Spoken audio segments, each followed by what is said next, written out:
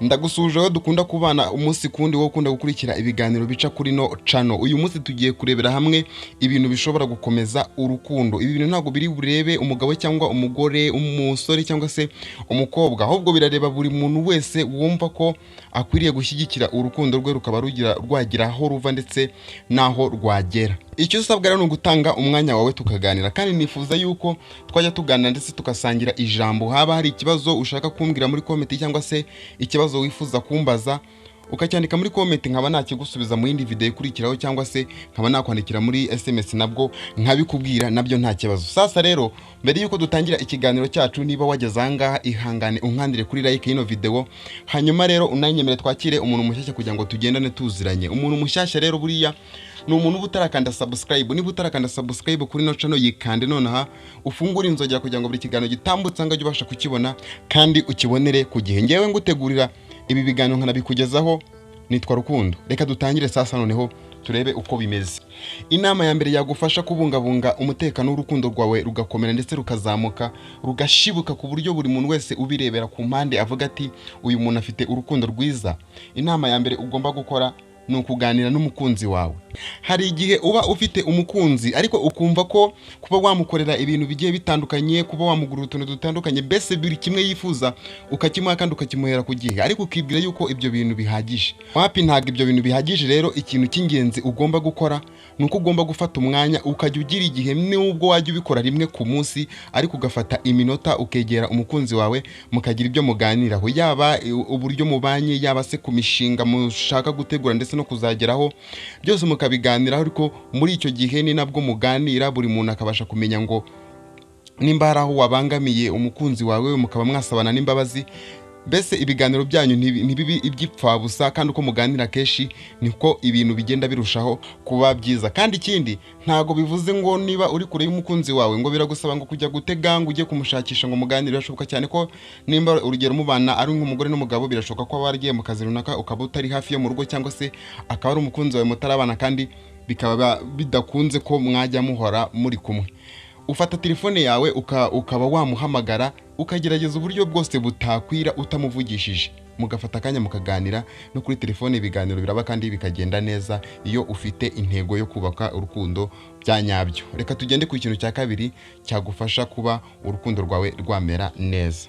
Ikintu cya kabiri kizagufasha kuba urukundo rwawe rwamera neza kandi rukaba rufite umutekano ni ukwizerana. Ni igihe ufata ukizera umukunzi wawe. Iyo wizera umukunzi wawe rero, umwizera kuri buri kimwe cyose. Bishatse kuvuga ngo mwaba muri kumwe cyangwa mutari kumwe, uba ugomba kugira impano yo kumwizera ukayishakamo. Ikindi, hari igihe uhamagara umukunzi wawe none ukumva ari kuri telefone, wakongera nanone mukanya ukaza gusanga ari kuri telefone, ariko yakusobanurira icyo yararimo akora kuri telefone, ukaba utabasha kubyumva, ubwo ugatangira gutekereza yuko yenda yaba arimo kuguca inyuma n'ibindi bigiye bitandukanye. Ibyo bintu rero iyo ubimubwira kenshi cyane, ahita abona ko utamwizera, bikazarangira wanamugani niba ari n'abantu barimo bashaka yuko bigira mu rukundo, za mbaraga wakoresheje mu kutamwiza no kutamwumva zikaba zarushaho kugenda zimusunikira kumva yagenda akisangira babane n'ubundi urimo usa naho uri kumuhirikiraho. Bishatse kuvuga iki rero?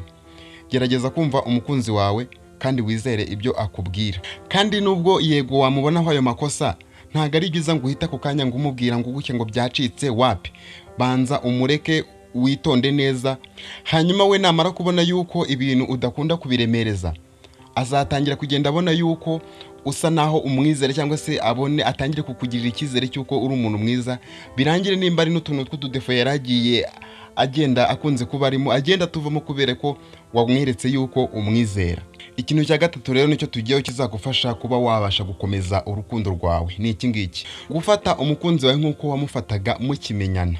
Iyo ukimenyana n'umukunzi wawe, umubwira ibintu byinshi cyane, uramutaka ukamubwira ubwiza, mbese ukamubwira buri kimwe cyose kibaho umubonaho urakimubwira. Ariko iyo mubaye nk'amezi 5, umwaka n'igice, imyaka 2, utangira kubona hari ibintu byinshi byagiye bihinduka bitewe nuko nyine imisi yagiye ijya mbere. Ugasanga yenda niba mwarabanye uko mubona akiri umukobwa, ntago ariko uri kumubona ari umumama. Mbese nyine ugatangira kumwereka yuko hari ibintu byinshi cyane byahindutse kuri we, ndetse ukanamwereka yuko atari byiza. Biriya bintu rero birababaza kandi biranangiza. Ni umukunzi wawe ukwiriye kuzajya uhora umwereka ko ari mwiza, kandi ukamwereka yuko uko yari ari kera byarushijeho kugenda biba byiza kugira ngo umbwire ngo yaracupiye cyangwa byagenze gute, ahubwo ugomba kumubwira ko byagenze neza. Ariko sinibaza n'impamvu acupira, yacupiye kubera iki ubundi? Iyo mpamvu nayo mbere yo kujya kubimubwira uzajya ubanza uyirebe. Birashoboka cyane ko yaba ari nawe mucupije hanyuma ukanatangira kumubwira ko yacupiye. Bishatse kuvuga iki rero? Niba ushaka kubaka urukundo rwa nyarwo, umukunzi wawe murebere muri ya shusho wamureberagamo kera mukimenyana. Bwa bwiza yari afite, gerageza kumubwira yuko yarushijeho kuba mwiza kugira ngo umubwire amagambo amusesereza. Dore ikintu cya kane kizagufasha kuzamura urukundo rwawe cyangwa se kizagufasha kubana n'umukunzi wawe ni uguca bugufiya. Hari igihe ugera mu rugo cyangwa se ku batararwubaka, hari n'igihe uba uri buhure n'umukunzi wawe, hanyuma nimba ari n'amakosa yakubonyeho yatangira kuyagusobanurira mu rwego rwo kugira ngo umwereke yuko urenze cyangwa se utajya ukangwa n'ibintu runaka, ukihagararaho mbese ugasa naho ushaka kuvugira hejuru. Waba uri mu makosa cyangwa se waba utayarimo, umukunzi wawe akaba hari ibintu runaka asa naho byamubabaje ndetse ashaka no kugusobanura kugira ngo mubiganireho, muha umwanya ureke abikubwire. Ube urengana cyangwa se ube utarengana, muha umwanya abikubwire. Namara kubikubwira ukumva wakosheje, usabe imbabazi. Kandi nubwo waba utakosheje, wicishe bugufi yawe kubikomeza, ugerageze ikintu cyose cyatuma umujinya we utazamuka ngo ujye hejuru.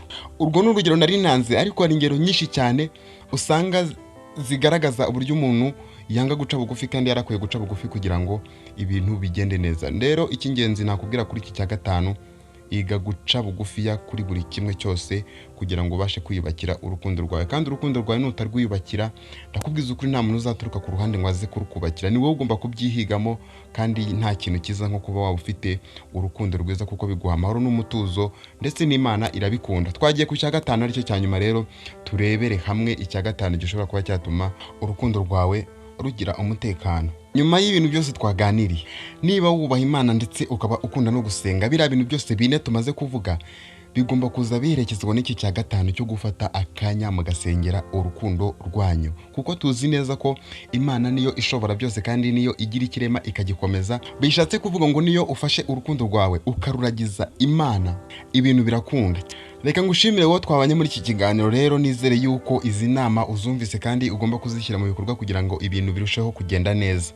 Reba neza niba wamaze gukanda like kuri no video, kandi niba uri mushyashya ugenzwe niba wamaze gukanda subscribe kugira ngo buri kiganiro gitambutse ngo ubasha kukibona kandi ukibonere ku gihe. Kandi niba hari icyo wifuza kuba wabaza cyangwa se icyo twazagusobanuraho muri video itaha, ucyandike muri comment, ndagusubiza cyangwa ndagusubiza muri video itaha. Wakoze, Imana iguhe umugisha kandi ndagukunda.